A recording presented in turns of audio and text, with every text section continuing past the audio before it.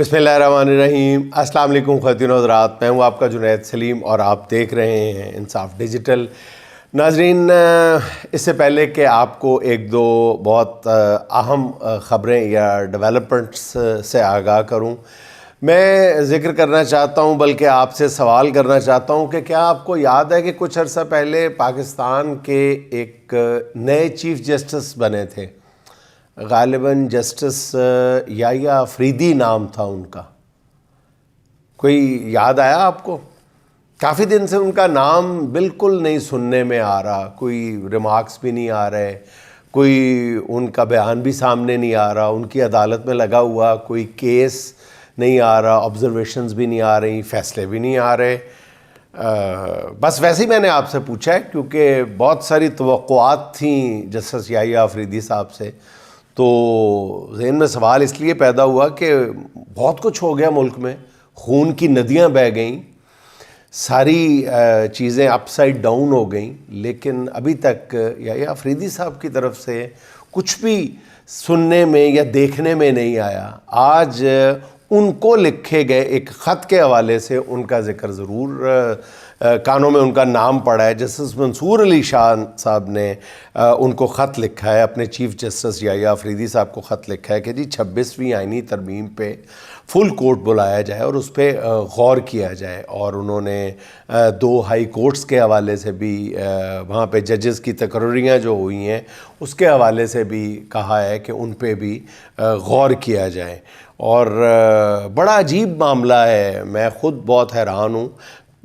گمان یہ تھا کہ وہ کسی نہ کسی معاملے پہ اپنی ایٹ لیسٹ فیس سیونگ کے لیے ہی صحیح وہ کسی نہ کسی حد تک رول ضرور پلے کریں گے، لیکن ناظرین جس طرح بے رحمانہ انداز میں ایوان انصاف میں مختلف خاص طور پہ زیریں عدالتوں میں تحریک انصاف کے جو مقدمات ہیں ان کے ساتھ جو سلوک روا رکھا جا رہا ہے، وہ سن کے اور دیکھ کے بہت حیرت ہوتی ہے کہ چیف جسٹس صاحب کہاں ہیں؟ چیف جسٹس صاحب کچھ بھی کسی بھی چیز کا نوٹس نہیں لے رہے۔ ہاں البتہ اب غالباً پی ٹی آئی نے اپنی جو پالیسی ہے، جو حکمت عملی ہے، اس میں تبدیلی کی ہے اور عدالتوں کے جو دروازے ہیں وہ زیادہ زور سے کھٹکھٹانے کا فیصلہ کیا ہے۔ بے شک یہ فیصلہ قدر تاخیر سے کیا گیا ہے۔ یہ فیصلہ اگر ایک ہفتہ پہلے ہی یعنی جو اسلام آباد میں جو کچھ ہوا اس کے فوراً بعد اگلے دن ہی یہ کر لیا جاتا اور عمران خان صاحب کو یہ ہدایت نہ کرنی پڑتی تو شاید اس کا جو امپیکٹ ہے یہ بہت زیادہ ہوتا، لیکن چلیں دیر آئے درست آئے، اب کچھ نہ کچھ میرا خیال ہے نکلے گا، کیونکہ عدالتوں کو بہرحال یہ فیصلے تو کرنے پڑیں گے۔ آج جس انداز میں یہی وجہ ہے پی ٹی آئی کی جو ایک ہفتے کی سستی ہے، کاہلی ہے یا پتہ نہیں کیا ہے پی ٹی آئی کی موجودہ قیادت کی، اسی کا ایک شاخسانہ یہ ہے کہ ان کو بیک فٹ پہ دیکھ کے حکومت فرنٹ فٹ پہ آ گئی ہے، اور اس نے آج اڈیالہ جیل کے باہر سے گرفتار کیا ہے راجہ بشارت صاحب کو، عمر ایوب صاحب کو، اور فرد جرم بھی عائد کر دی گئی ہے ان سب لوگوں کے خلاف۔ تو ظاہر ہے کہ جب آپ کچھ نہیں کریں گے تو آپ کا مخالف تو کرے گا، وہ ضرور کرے گا۔ اچھا ناظرین، اس سے پہلے کہ آپ کو خبر سے آگاہ کروں، میں یہ جو حالات چل رہے ہیں اس پر ضرور ایک بات کرنا چاہتا ہوں کہ یہ جو ڈی چوک میں ناحق بہائے جانے والے خون ہے، جہاں مظلوموں کو غم کی ایک لڑی میں پرو دیا ہے، وہاں پہ دوسری طرف آپ دیکھیں کہ ظالموں کا لشکر جو ہے وہ تتر بتر ہے، یعنی ایک طرف مظلومین ایک دوسرے کے قریب ہو رہے ہیں اور جو ظالم ہیں ان کا لشکر جو ہے وہ بالکل بکھر رہا ہے۔ قوم کے اجتماعی ضمیر نے اپنے ہم وطنوں پر گولیاں چلانے کے واقعے کو بہت سنجیدگی کے ساتھ لیا ہے۔ غصے اور نفرت اب ایک نئے انداز میں ڈھل رہے ہیں۔ ظالموں سے نفرت کی اس تحریک میں اب معاشرے کا ایک ایک فرد اپنی استطاعت کے مطابق حصہ ڈال رہا ہے، جس کی وجہ سے لاشوں کا مذاق اڑانے والے اب گولی چلانے کی ذمہ داری ایک دوسرے پہ ڈالتے ہوئے نظر آ رہے ہیں۔ ایک طرف حکومت جو ہے وہ پوری ڈھٹائی سے کہہ رہی ہے کہ سرے سے کوئی گولی چلی نہیں، دوسری طرف گولی چلنے، لاشیں گرنے اور بڑی تعداد میں کارکنوں کے ہلاک اور زخمی ہونے کی ناقابل تردید شواہد جو ہیں وہ گواہیوں کے ساتھ سامنے آ رہے ہیں۔ سانحہ ڈی چوک کے بعد ملکی میڈیا آبویسلی باوجہ خاموش ہے، لیکن انٹرنیشنل میڈیا جو ہے وہ چیخ چیخ کے بتا رہا ہے کہ پاکستان میں 69 لوگوں پر گولیاں چلائی گئیں اور سیدھی چلائی گئیں۔ الجزیرہ کی رپورٹ نے گولی نہ چلنے والے حکومتی موقف کو میرا خیال ہے جلا کے راکھ کر دیا ہے، بھسم کر دیا ہے۔ الجزیرہ کے رپورٹر نے اسلام آباد میں گولیوں کا نشانہ بن کر جان کی بازی ہارنے والے کم از کم میرا خیال ہے 4 کارکنوں کے لواحقین سے بات چیت کی ہے، جنہوں نے اسلام آباد میں ہونے والے ظلم کی کہانی جو ہے وہ کھول کھول کے بیان کر دی ہے۔ حیران کن طور پر پاکستانی میڈیا پر گولی نہ چلنے کی جو رٹ لگانے والے ہیں عطاء تارڑ صاحب، خواجہ آصف صاحب، رانا ثناء اللہ اور محسن نقوی سے الجزیرہ نے رابطہ کر کے مرنے والوں کے لواحقین کے موقف پہ جب رد عمل مانگا تو ان میں سے کسی نے بھی الجزیرہ سے بات کرنے سے انکار کر دیا۔ اب اس سے اندازہ لگایا جا سکتا ہے کہ آزاد میڈیا سے بات کرنے کے لیے کسی سرکاری بھونپو کے پاس کوئی لفظ ہی نہیں ہے، بچے ہی نہیں ہے، کچھ کہنے کے لیے ہے ہی نہیں ہے۔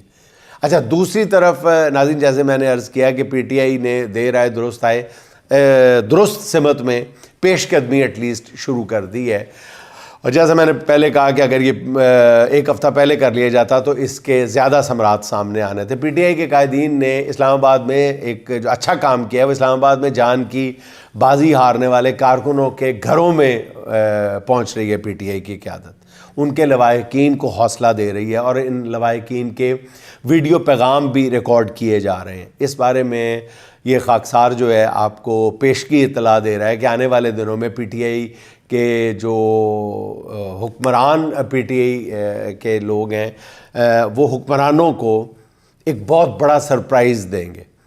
پی ٹی آئی کی قیادت جو ہے وہ حکمرانوں کے لیے ایک بہت بڑا سیٹ بیک دینے جا رہی ہے۔ ٹیزر کے طور پہ ابھی کنٹینر سے گرائے جانے والے طاہر عباس تارڑ کا ویڈیو بیان جاری کیا گیا ہے، جو وزیر اعلیٰ کے پی سے ملے ہیں، اور سرکاری بھونپو جو ہیں وہ کنٹینر سے گرائے جانے والے افغانی شہری رحیم افغانی بتا رہے تھے، مگر بعد میں پتہ چل گیا کہ یہ افغانی نہیں بلکہ منڈی بہاؤالدین کا پنجابی ہے۔ تو عمران خان کی ہدایت پر پی ٹی آئی کی قانونی ٹیم نے بھی بھرپور طریقے سے کام شروع کر دیا، اور جلد ہی عمران خان کے نامزد کردہ افراد کے خلاف ایف آئی آر درج کرنے کی درخواست دے دی جائے گی۔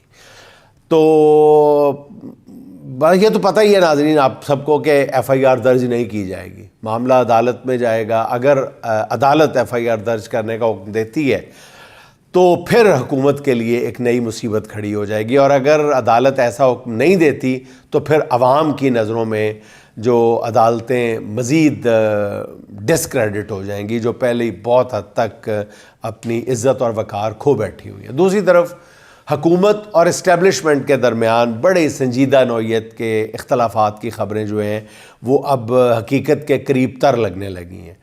جس طرح حکومت خاص طور پہ وزیر اعظم نے ڈی چوک میں گولی چلانے کی ذمہ داری جو ہے وہ سپہ سالار پر ڈالنے کی کوشش کی، اور پھر اسٹیبلشمنٹ کے ترجمان سمجھے جانے والے حکومت کو آڑے ہاتھوں لینے لگے، اس سے پتہ چلتا ہے کہ پس پردہ جوتیوں میں دال بٹنا شروع ہو چکی ہے۔ کئی سابق فوجی جس طرح موجودہ حکومت کے خلاف زہر اگل رہے ہیں، ایسا بالکل ممکن نہیں ہے کہ انہیں اس بارے میں اسٹیبلشمنٹ کی ہدایت حاصل نہ ہو یا حمایت حاصل نہ ہو ایٹ لیسٹ۔ اب ذرائع کا کہنا یہ ہے کہ اسٹیبلشمنٹ اب یہ سوچ رہی ہے، یا ان میں یہ سوچ تقویت پکڑ چکی ہے کہ نون لیگی حکومت اب سوائے لگیج کے بوجھ کے کچھ بھی نہیں رہ گئی۔ نہ یہ الیکشن جیت سکتے ہیں، نہ یہ معاشی محاذ پہ کوئی ڈیلیور کر سکتے ہیں، نہ یہ پی ٹی آئی کے بیانیے کا کوئی توڑ کر سکتے ہیں، بلکہ اسٹیبلشمنٹ میں یہ سوچ بھی پائی جا رہی ہے کہ اگر ملک میں کچھ اچھا ہو بھی رہا ہے، پھر بھی جس چیز کے ساتھ نون لیگ کی قیادت منسلک ہو جاتی ہے لوگ اس پہ یقین کرنا ہی چھوڑ دیتے ہیں۔ ذرائع یہ کہتے ہیں کہ اب پس پردہ قوتیں جو ہیں وہ نون لیگی حکومت سے جان چھڑانے کے منصوبے پہ عمل پیرا ہیں۔ پہلے خیال تھا کہ شہباز شریف کی چھٹی کرا کے بلاول کو موقع دیا جائے گا، لیکن اب یہ بات جو ہے وہ قومی حکومت کی ہو رہی ہے، جس میں کہا یہ جا رہا ہے کہ کسی طرح پی ٹی آئی کو بھی شامل کیا جائے گا، اور پس پردہ قوتوں کی خواہش یہ ہے کہ پی ٹی آئی سمیت تمام جماعتوں کی قومی حکومت بنے، مگر یہ مائنس عمران خان ہو، جس کے لیے کئی آپشنز پہ غور ہو رہا ہے. کم از کم میرا گمان یہ ہے کہ 6-7 مختلف آپشنز ہیں مائنس عمران خان کی. پہلا آپشن ہے کہ شاہ محمود قریشی کی قیادت میں مائنس عمران کا پرانا فارمولہ ہے وہ اس پہ عمل کیا جائے، مگر یہ ایسا بھونڈا منصوبہ ہے جس کے سامنے آنے سے پہلے ہی اس کی ناکامی جو ہے وہ روز روشن کی طرح یہاں ہے. حکمران ابھی تک عمران خان کی سیاسی حیثیت کے بارے میں غلط اندازے لگا رہے ہیں اور لگاتے ہی چلے جا رہے ہیں غلط اندازے. انہوں نے رجیم چینج کے بعد پوری پی ٹی آئی توڑ دی. حاصل کیا ہوا؟ عمران خان جہاں کھڑا ہے وہیں لوگ جمع ہو جاتے ہیں، وہیں پارٹی بن جاتی ہے. اسی لیے مائنس عمران خان والی سوچ جس دماغ میں بھی ہے ناظرین، میں یہی کہوں گا کہ اس میں بھوسا بھرا ہوا ہے. دوسرا آپشن یہ ہے کہ قومی حکومت میں پی ٹی آئی کے بھی 4 وزیر شامل کر لیے جائیں جنہیں عمران خان کی حمایت حاصل ہو، مگر عمران خان کم از کم 6 ماہ کے لیے سیاست سے دور رہیں. وہ چاہیں تو خود کو نتھیا گلی ریسٹ ہاؤس تک محدود کر سکتے ہیں یا بنی گالا میں چپ رہ کر 6 ماہ گزار سکتے ہیں، اور 6 ماہ کے بعد وہ سیاست تو کر سکتے ہیں لیکن قومی حکومت کا سیٹ اپ جو ہے وہ 2 سال تک ڈی ریل کرنے کی کوئی کوشش نہیں کریں گے. ذرائع کا یہ کہنا ہے کہ اگر عمران خان مان گئے تو آئندہ 25 فروری تک یہ قومی حکومت وجود میں آ جائے گی. ناظرین، میں ابھی آپ کو بتا دوں کہ یہ ساری افواہیں ہیں اور ان کی کوئی بنیاد نہیں ہے. یہ صرف یہ جو موجودہ صورتحال ہے اس کو ڈیفیوز کرنا، اس کو ڈیلیوٹ کرنے کے سوا اس کا کوئی مقصد نہیں ہے.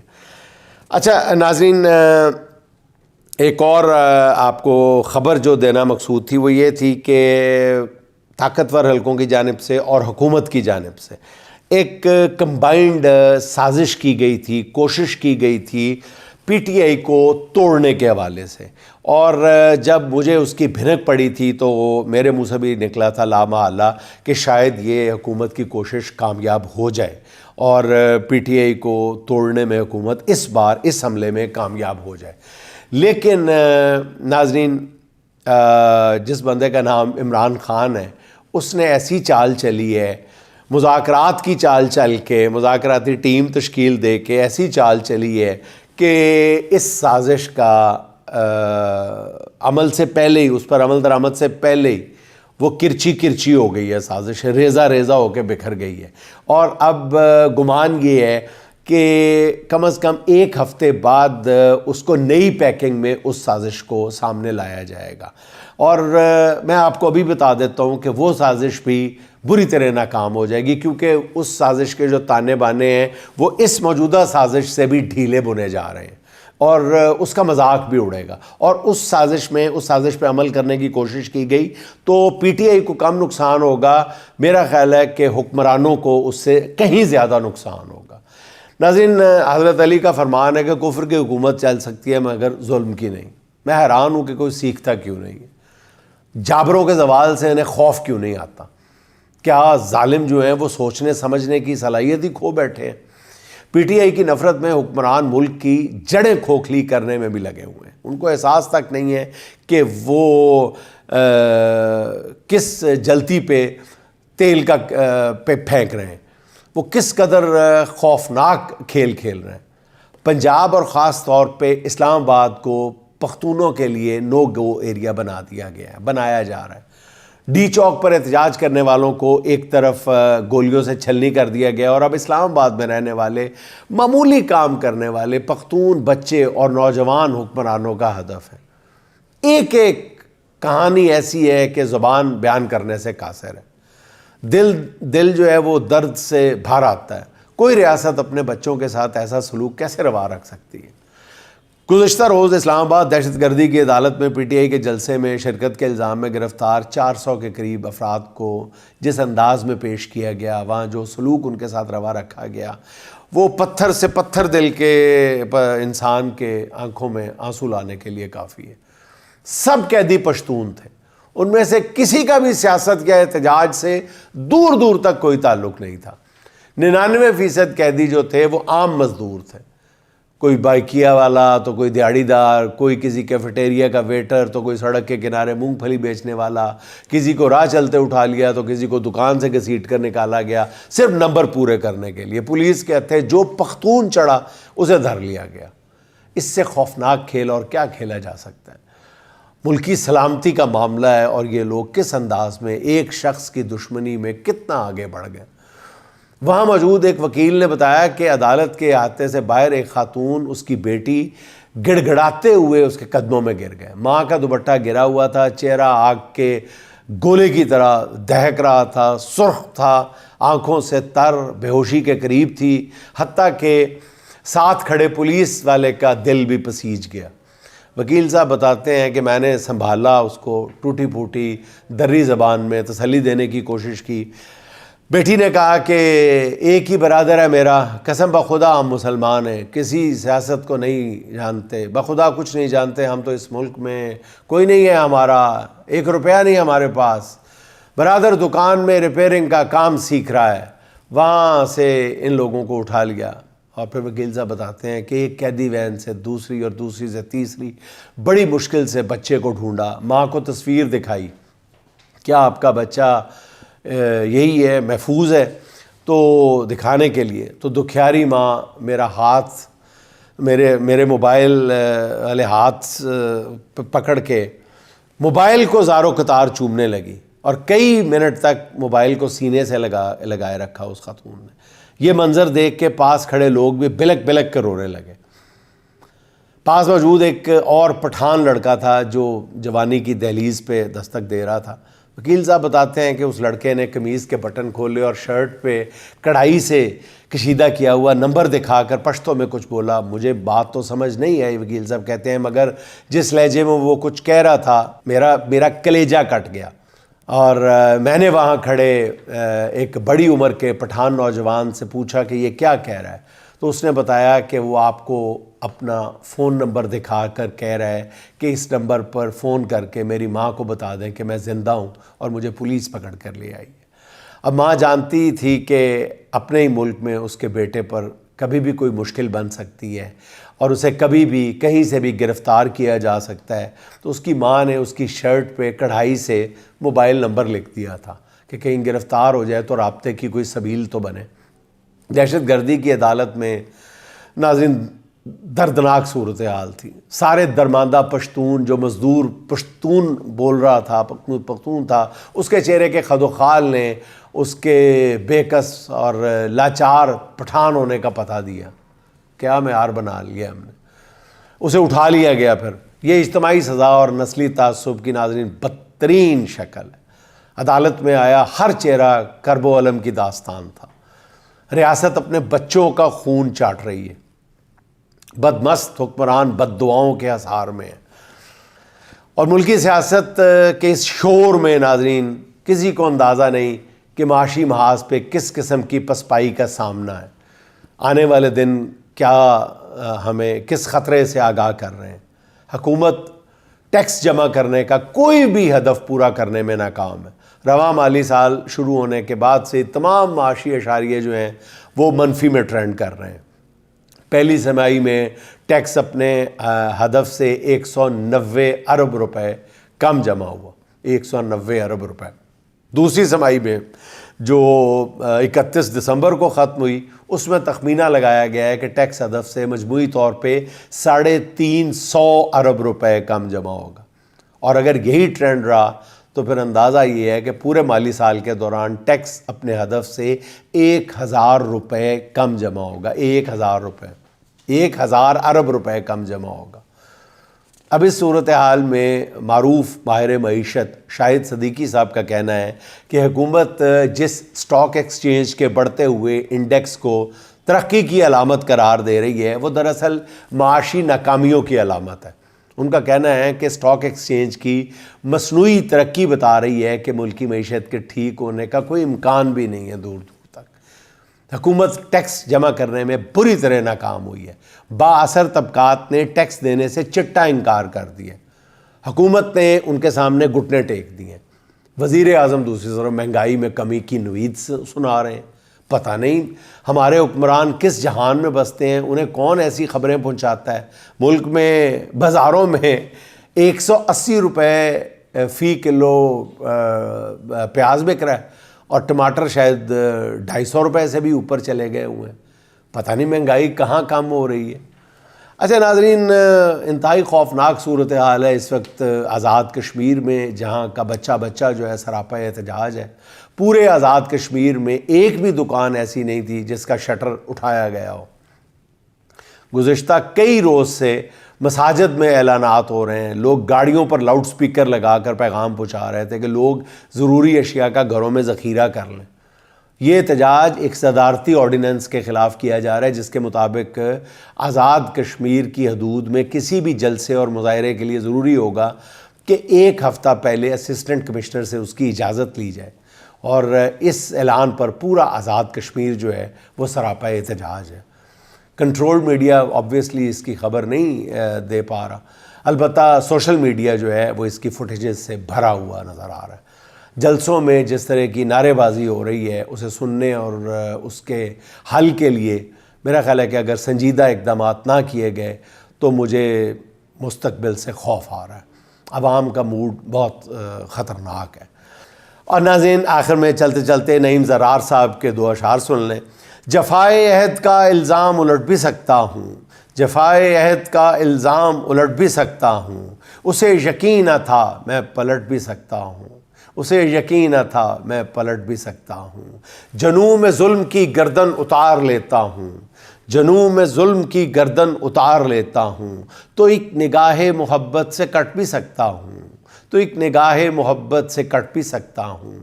امیر شہر میں بارود ہوں بغاوت کا، امیر شہر میں بارود ہوں بغاوت کا، حدوں سے بات بڑھے گی تو پھٹ بھی سکتا ہوں، حدوں سے بات بڑھے گی تو پھٹ بھی سکتا ہوں۔ بتا رہا ہوں میں شاہین صفت شاعر ہوں، بتا رہا ہوں میں شاہین صفت شاعر ہوں، پلٹ تو جاتا ہوں لیکن جھپٹ بھی سکتا ہوں، پلٹ تو جاتا ہوں لیکن جھپٹ بھی سکتا ہوں۔ ناظرین، خوش رہیں، خوش رکھیں۔ آپ سے ملاقات ہوگی انشاءاللہ اگلے ولاگ میں۔ اللہ حافظ۔